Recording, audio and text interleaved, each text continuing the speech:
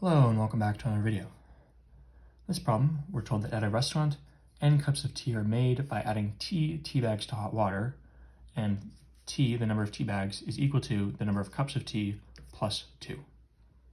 We're asked to make an additional cup of tea, how many additional tea bags are needed?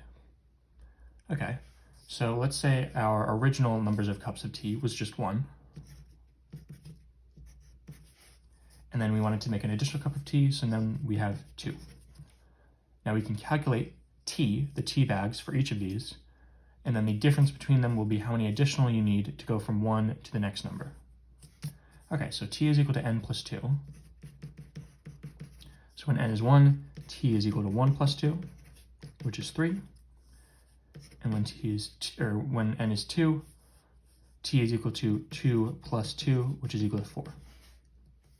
So when you increase the number of cups of tea by 1, when you make an additional cup of tea, you need 1 additional tea bag, going from 3 to 4.